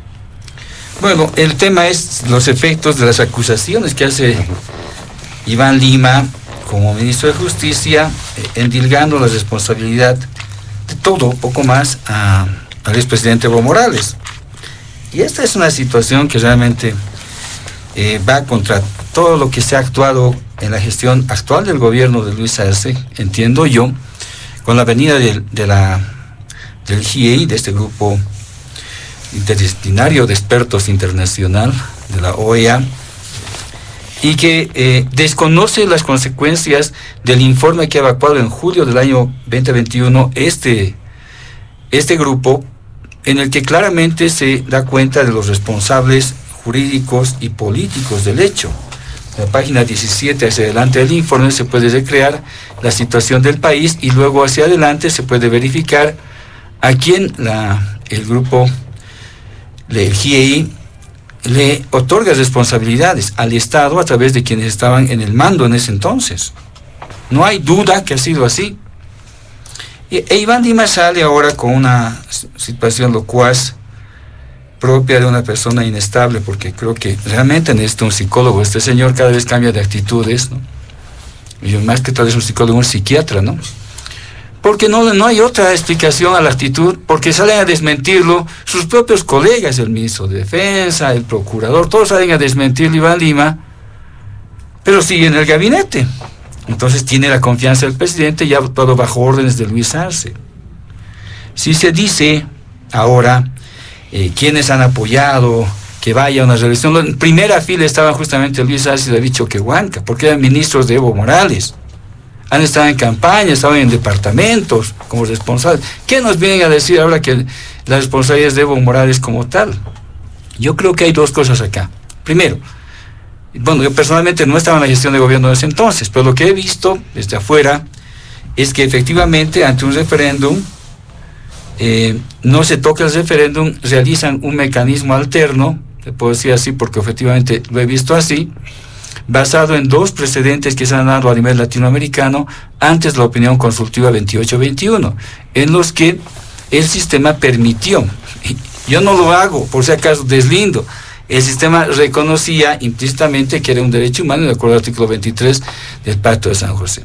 ¿Sí? Eso se dio en otros países, en el mismo Costa Rica, donde es la sede de la Corte Interamericana de Derechos Humanos. Aquí hay que ser claros, eso se aplicó de esa manera. Que se ha hecho en Bolivia, se ha interpretado en Bolivia con la sentencia 84, es un mecanismo que no se ha dado tocando el referéndum. Pero ahora, yendo al 2019 y a las supuestas responsabilidades de Evo Morales en todo el conflicto. Miren ustedes, en primer lugar, una vez suscitadas las elecciones, se acusa de un fraude monumental por parte del perdedor, felizmente eterno perdedor, Carlos Mesa. Y resulta que llama, pero antes ya llamaba, ¿no?, a decir que había que desconocer las elecciones, y con un discurso antieleccionario, sabiendo que iba a perder. Pierde las elecciones y luego dice que hubo fraude, no lo demuestra, el informe de la OEA no ha sido una auditoría, ha sido un informe parcial que nunca se completó, nunca dieron las fuentes de información, especularon con un servidor e hicieron aparecer lo más criollo y bufonesco posible a un señor de barbita que decía que era ingeniero y que había demostrado en Excel el fraude. Ya está, arman el fraude, a la gente la engañan de esa manera. El señor Camacho, como en tiempos medievales, alza su Biblia y dice: aquí tenemos que nosotros derrocar a un gobierno porque ha hecho fraude. Yo particularmente, José Luis, y sabe el país, hemos revisado nosotros las 34.555 actas y puedo dar fe que todas, en todas ellas, excepto en 16 que tienen problemas ya por escritura o por alguna vez que llenó un mismo notario 3 actas en un pueblo porque habían problemas de la gente que para escribir y llenar el acta no había mayores detecciones del supuesto fraude. Las 256 actas que revisa la OEA, todas las hemos revisado y todas han sido correctas. Y es más, en la siguiente elección el MAS gana con más porcentaje todavía en esas 256 actas. ¿Qué nos dice la OEA? Que encontraba sospechoso que en el último tramo el MAS haya subido de esa manera su proporción de votación, cuando todos sabemos que la votación del área rural es la que llega al último y sube efectivamente la votación del MAS. Eso se da en todas las elecciones. Fraude no hubo. El golpe de Estado sí. El golpe de Estado tiene sus responsables, que deben estar enjuiciados, y los que no están aún, debería extenderse la investigación porque es necesario sanear este tema. Evo Morales no ha sido presidente una gestión más. En consecuencia, la sentencia 84 no se ha aplicado en sus efectos, no ha tenido efecto jurídico alguno, y está vigente al momento un régimen constitucional que le permite, obviamente, volver a continuar. Entonces, ¿qué pasa con Iván Lima? Iván Lima está desesperado porque quiere que estos magistrados prorrogados se queden por los negocios personales que tiene con esos tribunales, así de claro. No hay otra explicación. En mi concepto personal, parece que no gobierna el presidente Arce. Gobiernan estos ministros que dicen lo que quieren, hacen lo que quieren y nunca los cambian. ¿Por qué no los cambia, pues? Ante tanta evidencia, ¿por qué no los cambia? Por mucho menos, muchos presidentes serios han cambiado ministros. Pero estos señores gobiernan y deben saber algo para quedarse en sus cargos. Eso es una especulación que pido se entienda, porque no hay otra explicación a que se queden y se queden. Yo creo que si Iván Lima es serio, debía haber presentado alguna evidencia con relación a la acusación que ha vertido en contra del expresidente Evo Morales sobre los sucesos del 2019. No necesitamos intérpretes que le han entendido mal, que el pobre ministro ha dicho una cosa. No lo ha dicho. Creo que una tarde de borrachera igual acusó con 7 tweets a Evo Morales, si el pueblo se acuerda. Lo acusó de cobarde, de haber huido, cuando el propio presidente ese salió de la embajada, no te sé si esa es la palabra, huyendo de Bolivia. Yo estuve en esa embajada y he salido a defender a mi pueblo en las calles. Yo no me he ocultado ante la dictadura. Y puedo decirle que sí, efectivamente, no corría ningún peligro Luis Arce. Se fue feliz a México, a Brasil, luego volvió, lo apoyamos, en fin. Sí, porque somos leales, yo soy leal. Y por eso apoyo al hermano Evo Morales, por la lucha histórica que ha encarnado, porque sabemos que el país ha cambiado con él. Sé que antes del 22 de enero del 2006, ¿cómo era el país? Que nos cobraban por el redondeo, que había el boca de pozo poco antes, explotando los hidrocarburos, que las transnacionales dominaban el país, que el gobierno era un gobierno lacayo, obviamente de una casta, esa sí era casta, ¿no? Que se turnaba el poder como pasaba durante 20 años a partir de Paz Extensoro, que había una exclusión galopante, que había los letreros de prohibir el ingreso y se reserva el derecho de admisión. Ese país es el que añoran los llamados liberales. ¿Qué liberales son, pues? ¿Qué negocio liberal han puesto en el país para decir aquello? Muchos de los liberales han llegado a ser funcionarios del gobierno de Yanine Áñez en ese corto tiempo de dictadura, tomando las empresas y entidades públicas. Hasta tan liberales habían sido que estaban buscando una pega en el gobierno. Yo puedo decir que no es así en el caso mío particularmente. Yo he dejado un cargo por principios, lo he hecho claramente. Yo pienso y creo que la mayor parte del país sabe que ha vivido mejor durante la gestión de Evo Morales. donde vayamos, la gente sabe, y por eso esa memoria a favor del expresidente Evo Morales, y el terror que tiene la derecha, los libertarios, la derecha en el gobierno, tienen a Evo Morales. Sencillo así, y por eso Lima ataca a Evo Morales. Ya no sabe cómo. Y ahora sale con los hechos del 2010, que lee el GIEI. Él mismo ha estado en la presentación del informe. El presidente Arce estaba en mi persona también, y varias autoridades en ese entonces. ¿Por qué desconoce el informe del GIEI? ¿Por qué desconoce las sentencias que se han dictado hasta el momento sobre el tema del 2019? Yo creo que simplemente es un acto de desesperación del gobierno ante la fuerza del embate del bloqueo que busca recuperar efectivamente la democracia, destronando a estos señores apoltronados que han acompañado el golpe de Estado en 2019 y que se han quedado hasta ahora porque se ha respetado su mandato hasta el 31 de diciembre y ahora tienen que irse. Muy breve, doctor Wilfredo Chávez, ¿habrá habido alguna intención quizá de resquebrajar, de quebrar ese supuesto, bueno, ese acuerdo que se ha denunciado, el levismo, Mesa, Camacho en el legislativo, quizá para debilitar el movimiento con esto? Porque ya también se ha mencionado desde hace tiempo, ya hay la intención de reorientar, modificar esa tesis del golpe de Estado. ¿Podría haber esa intención? No, sin duda, pues. Lo que pasa es, eso se llama técnicamente posverdad. Te ven a decir una cosa que no ha ocurrido. En 1964 Barrientos dio un golpe de Estado a Víctor Paz Extensor el 4 de noviembre. ¿Qué decían los titulares del diario? La restauración, decían. Y luego la historia que dijo, golpe de Estado, con total taxatividad, porque eso fue. Hay que esperar el ciclo y no hay que esperar la posverdad. Nosotros que hemos vivido en las calles, sabemos que han traído paramilitares de Santa Cruz acá a La Paz, los han alojado en la Universidad de San Andrés, cómo batían las palmas como focas a los asesinos de la Unión Juvenil Cochala en Cochabamba, que golpeaban mujeres de pollera y amenazaban con armas de fuego. ¿Eso no es un golpe de Estado? Quemaron las casas de los compañeros más importantes en la Asamblea Legislativa. ¿Eso no es un golpe de Estado? Por favor. Muy bien, muchas gracias, doctor Wilfredo Chávez. ¿Qué dice usted en este segundo punto? También don Joshua Bellot. Gracias, José Luis. Miren, yo creo que los masistas extrañaban la discusión de golpe o fraude y todo eso, ¿no? Por eso lo han vuelto a traer digamos, en la actualidad, ¿no? Ya se estaba dejando de hablar de eso. Ahora les conviene, con estas declaraciones, nuevamente poner en el tapete de la discusión a nivel nacional, porque claro, como decían, ¿no? Pan y circo para el pueblo, claro, ahora no hay pan, pero ya, digamos, por lo menos hay circo. Otra vez discutir estos temas para que nuevamente los bolivianos quedemos divididos. Se habla mucho de las muertes, ¿no? Hay un discurso antojadizo, ¿no? Y claro, resulta que en este conflicto hay muertos buenos y hay muertos malos, ¿no? Los muertos buenos son los de Sencate y los de Sacaba, 10 por un lado y 9 por el otro, me parece, 19. Pero en este conflicto, incluso antes de que entre Yanine Áñez al poder, de que sea presidenta de la República, han habido como 37 muertos. Y entonces, ¿qué ha sido de los otros muertos? ¿Quién se hace responsable? Incluso antes de que haya sido posesionada como presidenta.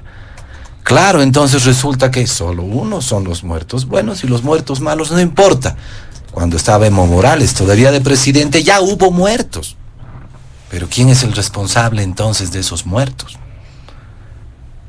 ¿Quién se agarró a la silla presidencial? Todo el mundo reconoció que se agarró a la silla presidencial y salieron a las calles. Toda Bolivia, los de la COP le pidieron la renuncia. Las Bartolinas, los comerciantes, todos estaban en las calles pidiendo la renuncia de Evo Morales. Evo Morales se va porque ya no podía controlar a la policía ni al ejército. ¿Pero acaso no ha sido el pueblo que le ha pedido que se vaya después de que no ha hecho caso a un referéndum? Nos dicen, hemos salido a defender al pueblo a las calles. O sea que los que querían guerra civil defendían al pueblo. ¿No eran ellos los que defendían a Evo Morales? ¿Así vamos a tergiversar la historia? ¿Esa es la posverdad que queremos oír? Hablamos de que se engaña al pueblo y no estaremos más bien haciendo lo contrario. ¿No han quemado ciudades? ¿No han quemado el Alto? no han ido a robar incluso las tiendas, no querían hacer explotarse en Cata. No, eso no te hace, eso O no es cierto. nos hemos... Eso no es cierto. El informe de GI Hace claramente dos dice semanas, que no es así. hace 2 semanas, Si lo lee, entre los 2 concejales de El Alto se estaban acusando de las bombas Molotov. Sí. Aquí el informe de GI Y las bombas dice lo Molotov, contrario. Sea serio, por cuando favor. nos conviene, No, hacemos no. caso a un informe internacional. Y el de la OEA no era nada, es una basura y no sirve. Claro, es simplemente eso, ¿no? El informe que nos conviene está muy bien y el informe que no nos conviene no está bien. ¿Alguien se ha hecho responsable de esa vejación a 15 jóvenes en Vila Vila que estaban viniendo de Oruro a La Paz?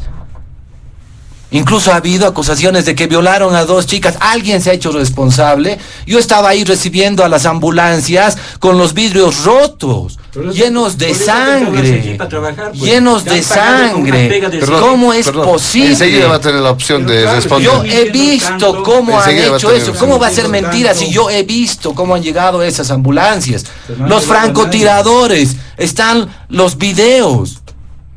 Querían matar a la gente y todos corriendo para que no les lleguen las balas. ¿Quién se ha hecho responsable de eso? ¿Por qué otra vez se tiene que dividir al pueblo boliviano, utilizar al pueblo boliviano? Todo esto nuevamente puede desencadenar pues en estos problemas y no estamos en momento para estos jueguitos de los políticos. No estamos en este momento porque no tenemos plata para comer. Claro, los políticos tienen dinero, los grandes empresarios también y la gente... ¿Dónde está la gente? ¿Cuándo nos ha interesado la gente? Nos dicen, claro, el discurso, ¿no ve? Desde la izquierda y el socialismo del siglo XXI, las transnacionales que se apropiaban de nuestro gas. ¿Ahora no tenemos ni gas? ¿Qué tipo de discurso es ese? Si ya no tenemos ni gas y no tenemos dólares, ¿dónde está el éxito del modelo? ¿Dónde hay gente que esté viviendo mejor? ¿Acaso queríamos empleo? Claro, el supuesto auge. La gente, claro, había productos, estaban subsidiando las importaciones. Había productos, había actividad económica, pero los ingresos paulatinamente han ido cayendo de toda esta gente. Entonces, no mintamos al pueblo, el pueblo ha vivido lamentablemente esos hechos luctuosos del 2019 simplemente por problemas entre políticos, por hambre de poder, por quererse quedar en la silla. Qué triste decirlo así, pero lamentablemente así ha sucedido. No está bien que se manipule al pueblo, los bolivianos no son tontos. No son ignorantes, creo que nos damos cuenta de lo que ha sucedido, sabemos que han ocurrido cosas malas, que lamentablemente se ha perdido vidas de bolivianos y bueno, tampoco confiamos en la justicia para que se solucione, con nuevos ministros, con nuevos magistrados, con los mismos de siempre, con acusaciones de un lado a otro lado. Lamentablemente nada de esto va a servir a los bolivianos, a ese 90% que lamentablemente ha sido olvidado. Muy bien, muchas gracias. Le damos a Joshua Bellot. Vamos a hacer una nueva ronda para establecer puntualizaciones y quizá también algunos apuntes, respuestas sobre lo que ya se ha mencionado en esta parte del programa en el segundo punto, haciendo referencia al segundo punto. Don Carlos Saavedra, a usted. Sí, yo voy a ser muy breve. Creo que la política tiene que encontrar formas de resolución, de construcción de consensos, ¿no? Es una locura que volvamos a generar un clima de hiperpolarización que sabemos cómo acaba, ¿no? Tú puedes tener cualquier posición política, ¿no? Y es respetable, eso es democracia, se respeta. Pero lo que no se puede es generar burbujas de odio, de intolerancia, de destrucción del otro político, ¿no? El instrumento de la política tiene que ser el diálogo, tiene que ser la construcción de consensos, puede ser inclusive la lucha, la movilización social, ¿por qué no? Pero no puede generar violencia. Y yo siento, además muy preocupado, que podemos encaminarnos hacia eso nuevamente. Y creo que eso nadie lo quiere repetir. Y siento que hay una desconexión de la política con la calle, ¿no? Y de todos lados, ¿no? En eso quiero ser equitativo, de todos lados. Creo que a la política le falta entender la calle. Muchas veces las cosas que está discutiendo la política no las está discutiendo la calle. Y eso genera un divorcio entre quienes ejercen liderazgo y quienes viven la calle. Entonces creo que eso es central, ¿no? Creo que más allá de declaraciones, más allá de ciertos apuntes, siento que nos estamos encaminando nuevamente a hiperpolarizar el país, y eso puede terminar muy mal, José Luis. Muchas gracias, don Carlos Saavedra. Doctor Wilfredo Chávez. Sí, mire, yo coincido en que efectivamente hay que encontrar formas de consenso para los temas más importantes del país. Eso no, decía hace un momento atrás, no puede entenderse como una componenda política. Esperamos que el lunes, en un par de días, cuando llegue la reunión del vicepresidente con los jefes de bancada, los líderes en la asamblea de cada organización política, puedan llegar efectivamente a un acuerdo. No nos vengan luego con mandar de consulta al Tribunal Constitucional, al Supremo Electoral, como es la costumbre de la gente que no quiere estas elecciones, ¿sí? Yo creo que sí son responsables, y particularmente David Choquehuanca debiera haber ya hecho eso hace tiempo. No le da la gana, esperemos que lo haga con la presión social. Sobre el punto estamos hablando, cerrando el tema 2 de las acusaciones de Iván Lima al expresidente Evo Morales. Escuchamos hace un momento atrás el mismo discurso de Arturo Murillo. Y yo no me daba cuenta por qué decía eso don Joshua. Porque él ha sido pues funcionario del CEGIP de Yanine Áñez en Oruro. O sea, es un político. No es aquí no, que no es político. Es un político que ya está en gestión de gobierno, en un gobierno de facto que tiene las manos manchadas de sangre, cuya presidenta de facto está en la cárcel por eso.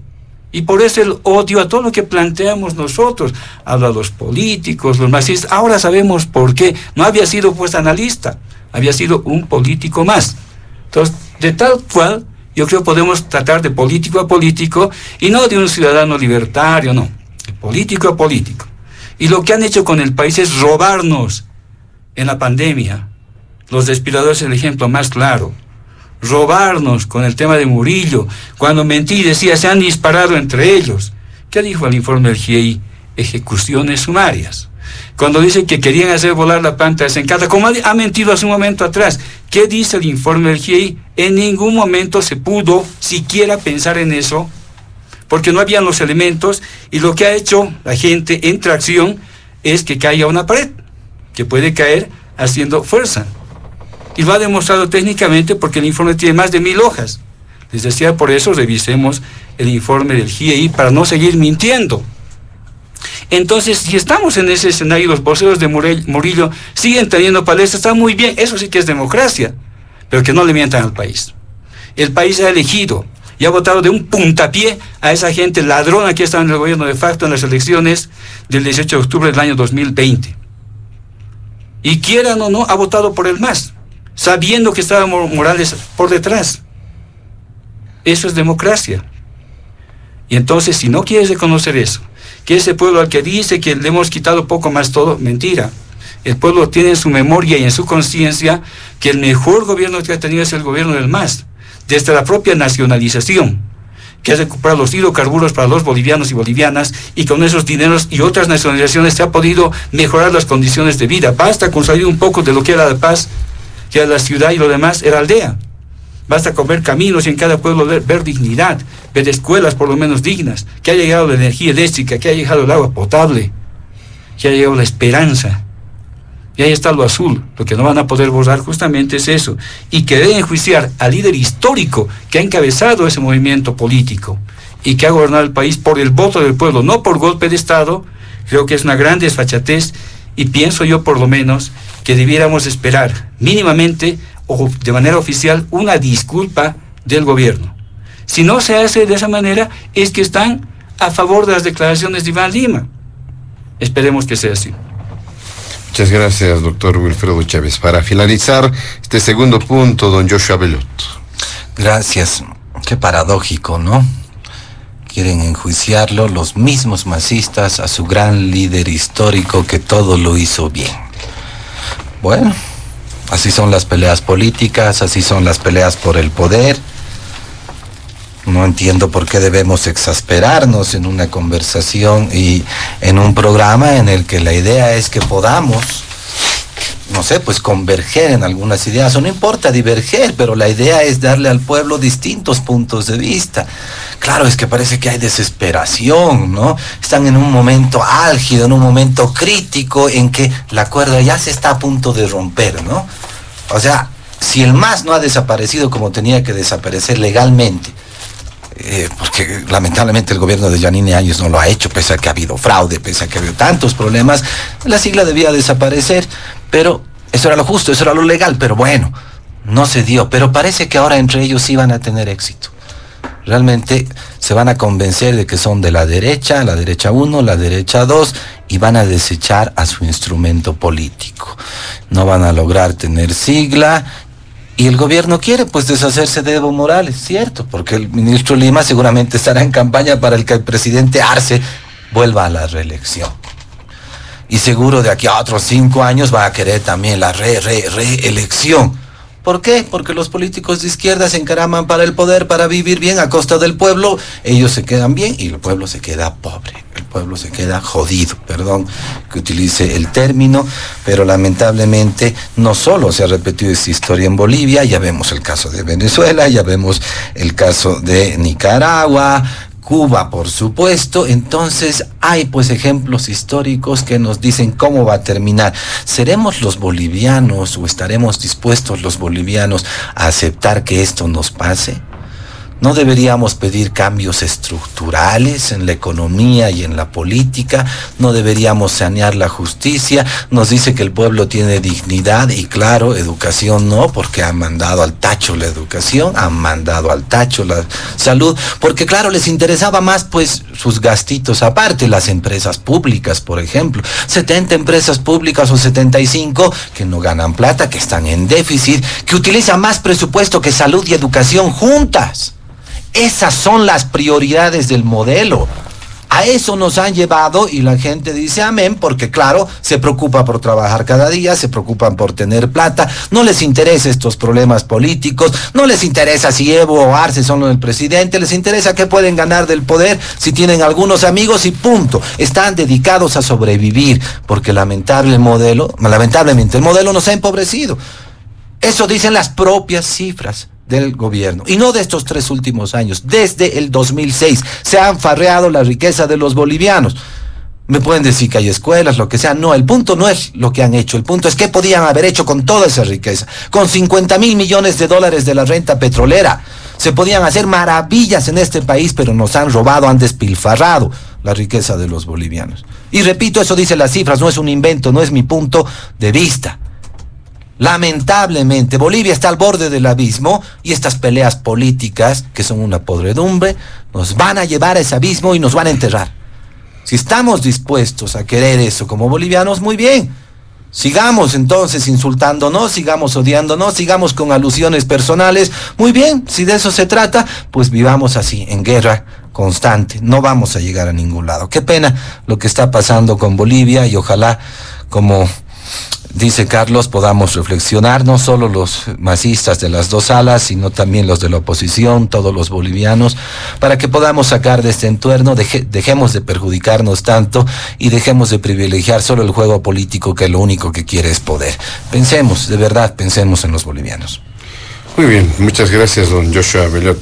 Rápidamente también nos vamos al último punto de diálogo en Panamericana. Por la forma en cómo se ha desarrollado el programa hasta el momento, vamos a tener la opción de por lo menos contar con cierta holgura en cuanto al tiempo para considerar el último punto. Le vamos a solicitar entre 6 a 7 minutos, por favor, por participación, para hacer referencia al último punto que tiene que ver con las críticas por la demora a la convocatoria diálogo del vicepresidente David Choquehuanca en el tema de las judiciales. Urge en el legislativo, se ha manifestado, que se trabaje en una ley que viabilice rápidamente la primera parte de la preselección, luego la elección de autoridades judiciales, que ha generado definitivamente, o por lo menos es argumento para las movilizaciones que se están registrando, para el bloqueo que se registra. ¿Cuál es su punto de vista? Le damos la palabra a don Carlos Saavedra. ¿Se habrá optado adecuadamente? ¿Por qué se habrá tomado su tiempito el vicepresidente y no hacerlo rápidamente, no actuar en el marco de los procedimientos también? Adelante, don Carlos Saavedra. Bueno, lo primero, a quienes nos gusta la política, nos apasiona la política, porque entendemos que es el arte de servir, de gobernar. Realmente es lindo que la política genere pasiones, porque realmente uno defiende lo que piensa, lo que cree. Pero qué lindo sería que esas pasiones que despierta la política, ¿no?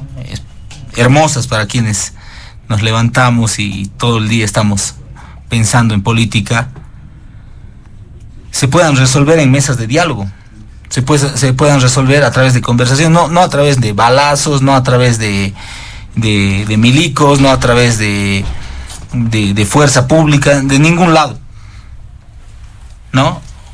O sea, lo ideal es que podamos tener diferencias, podamos respetarlas, podamos tener una mesa de diálogo y por favor llevar a consensos mínimos, ¿no?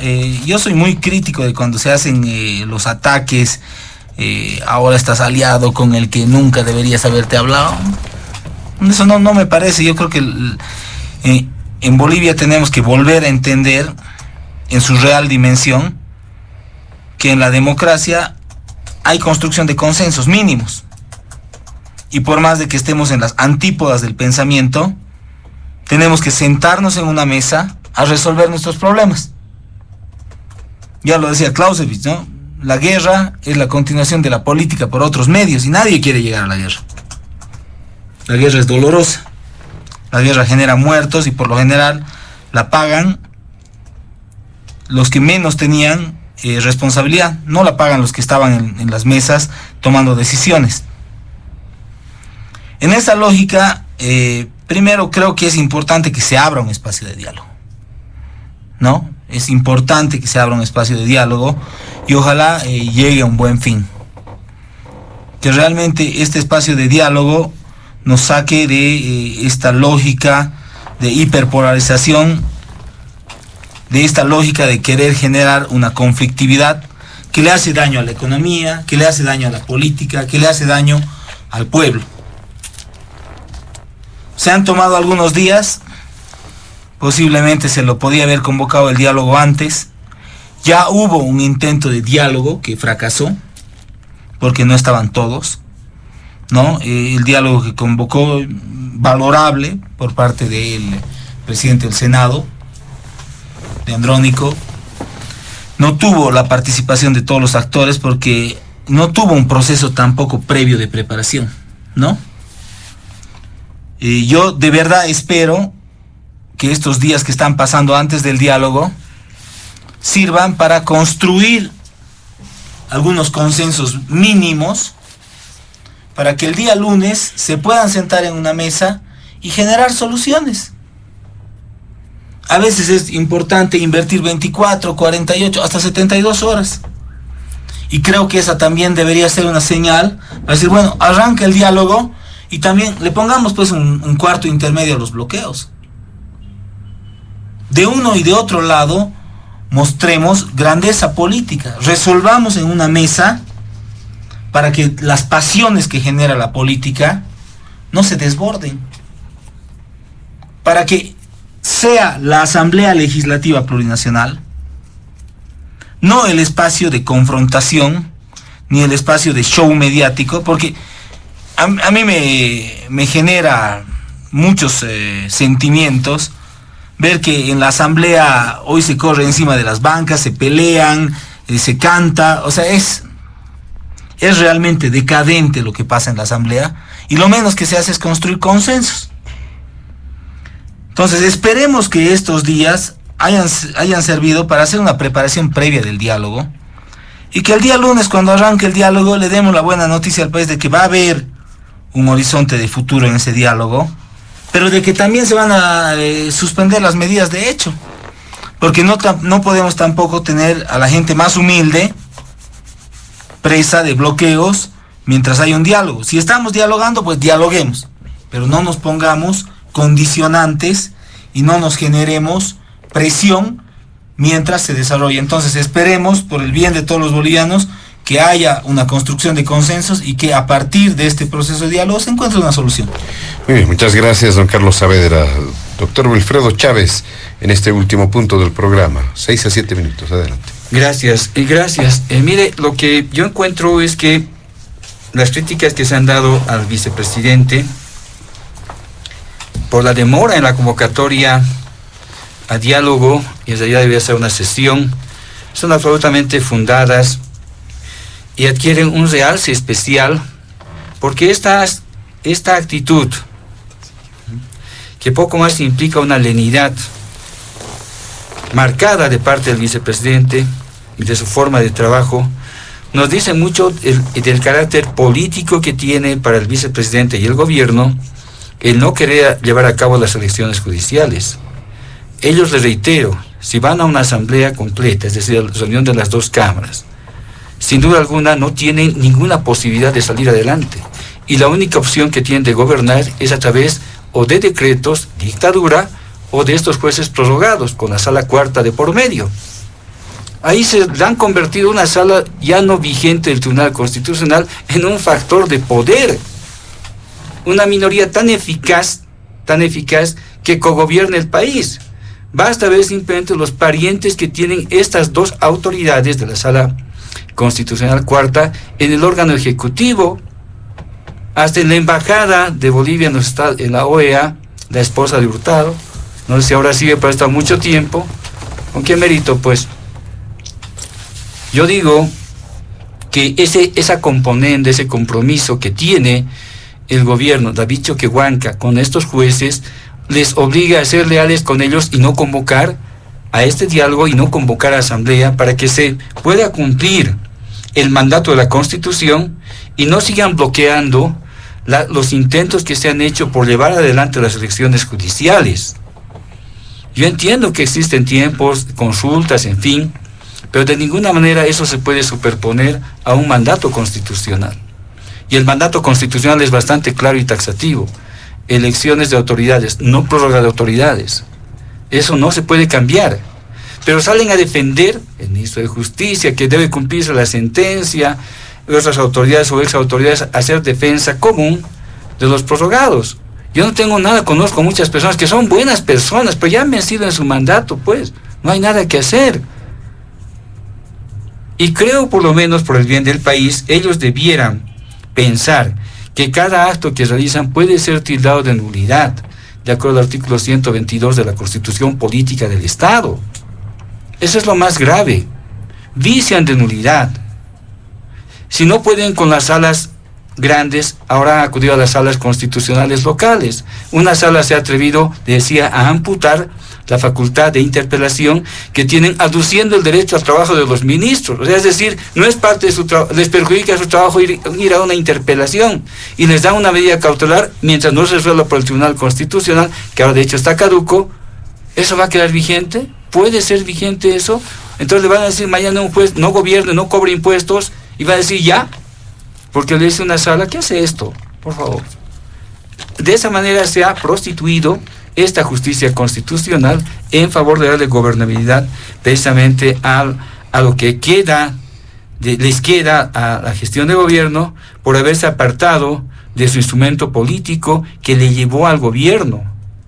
Yo estoy seguro que respetamos diferencias. Mire, le voy a dar una idea de cómo se ha trabajado antes de las elecciones o la propuesta judicial o del mes de marzo del año anterior de convocar a la convocatoria de elecciones.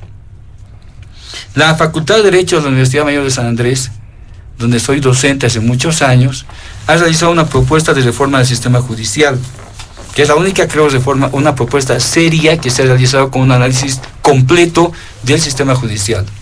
las reformas anteriores, lo que vino con la Constitución y las perspectivas. Ha planteado también un sistema abierto de convocatoria en el que, cumpliendo estos roles constitucionales o esos requisitos constitucionales, sea una combinación abierta con veeduría que permita elegir, quién sabe, las mejores personas. Todo acto humano es falible, es cierto, pero por lo menos que se intente elegir una terna buena para que la gente pueda votar por estos mejores bolivianos y bolivianas. Al momento no tenemos una opción, ni siquiera tenemos una convocatoria, menos aún habrá una apertura, y no sé si siquiera se han visto la tapa de esta propuesta de reforma que ha costado mucho a la academia. La UNS ha sido la única que ha planteado algo serio, de verdad. Yo realmente me extraña que el sistema y la academia esté tan ausente de la realidad nacional, pero la universidad y la facultad sí han cumplido su trabajo. Y este texto y esta propuesta que se ha socializado en lo posible, particularmente yo también lo hice en su momento, creo que puede ser una alternativa de dar legitimidad, mucha legitimidad, a lo que se ha venido trabajando en la reforma o en la posible reforma del sistema judicial, a partir de la elección de las máximas autoridades del sistema judicial, justamente. No va a ser la improvisación, y no esperemos que inclusive eligiendo autoridades con un esfuerzo grande este año va a cambiar la justicia. Tiene que cambiar la estructura del sistema judicial. Particularmente yo no he participado ni en la cumbre de justicia ni tampoco en la gestión actual de gobierno en temas vinculados a la reforma judicial. El que ha fracasado rotundamente y es un fiasco para el país es Iván Lima, porque Iván Lima, que no es del MAS, y aclaro a toda la población, no hay aquí problema entre masistas, Iván Lima no es del MAS. En consecuencia, este señor nos ha planteado en principio una reforma judicial con los notables gonistas. Habían, creo que 6 o 7 de gonistas metidos ahí porque eran sus jefes antes. Mire, si esa es la reforma que han planteado, ha fracasado. Quería abrir la Constitución, ha fracasado porque no se podía abrir la Constitución por eso. Debía haber una gran convergencia nacional que tome en cuenta este tema de la justicia para abrir la justicia, o abrir la Constitución, perdón.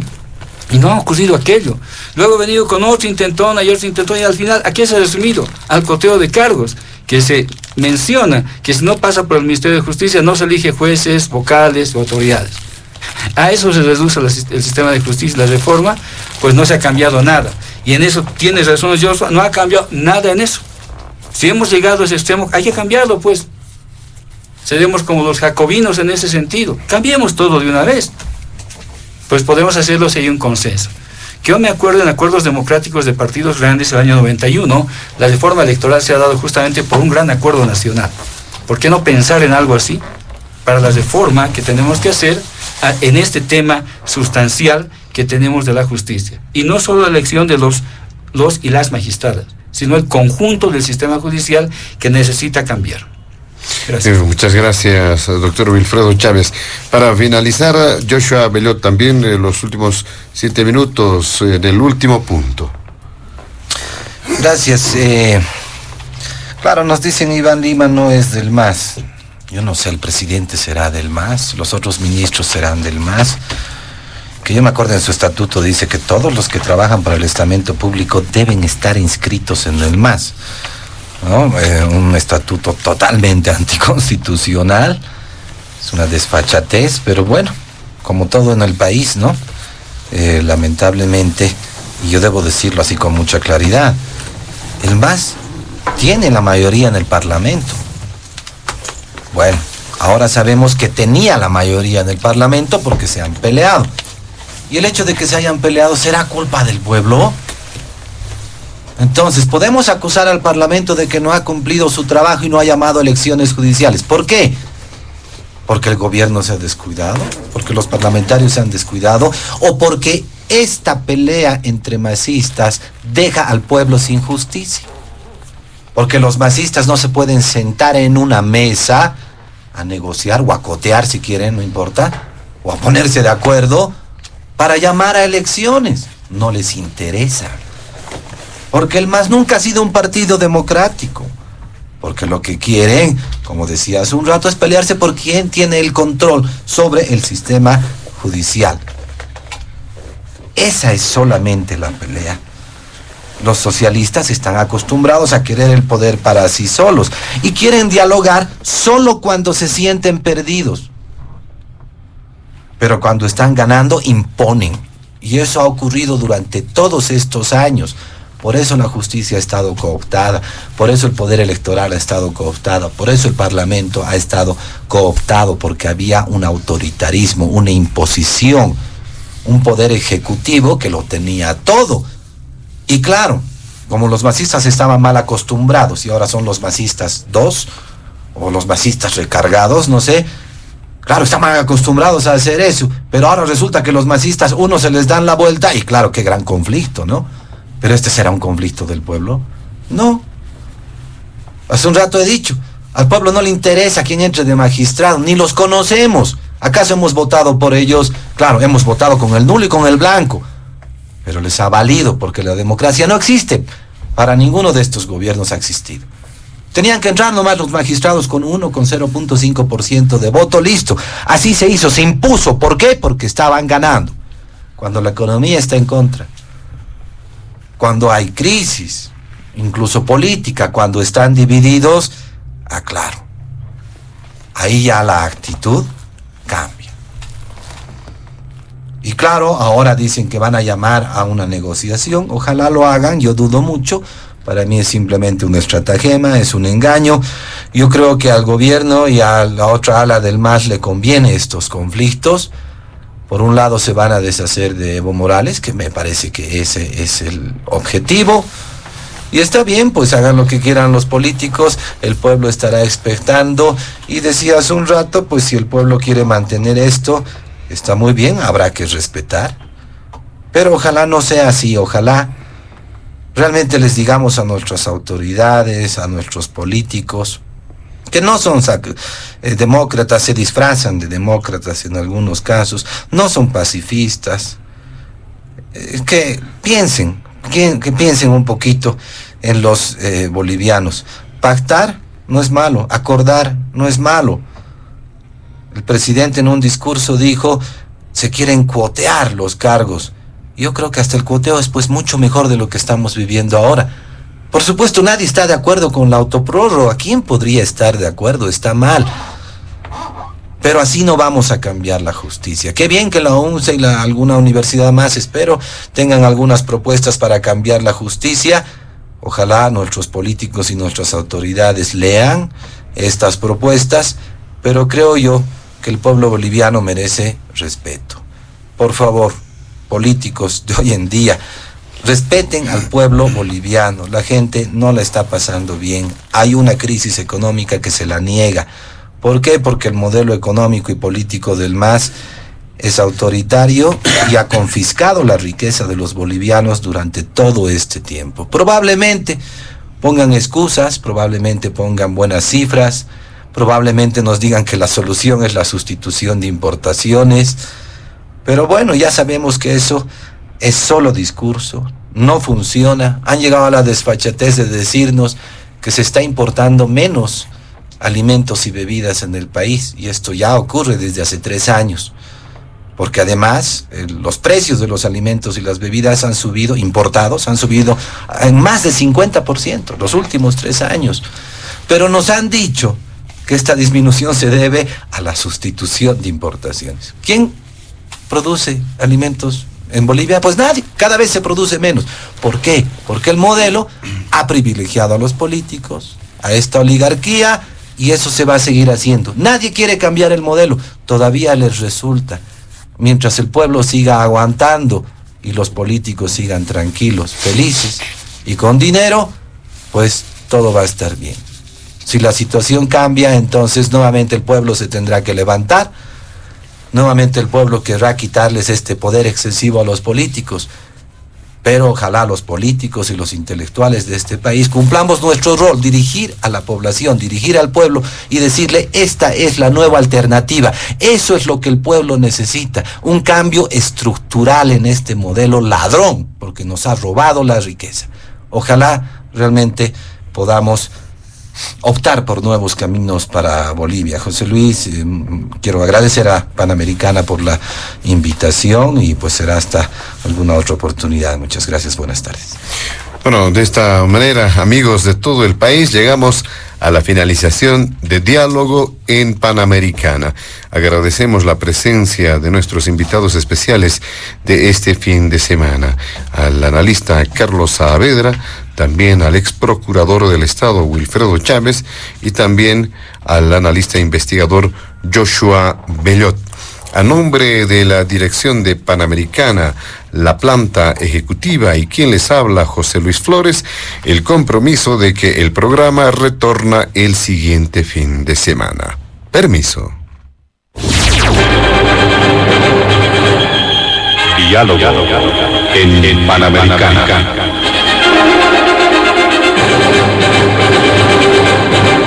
La radio agradece por la atención prestada al programa de hoy. Les invitamos a la próxima entrega del Departamento Periodístico de Panamericana, cuando anunciemos.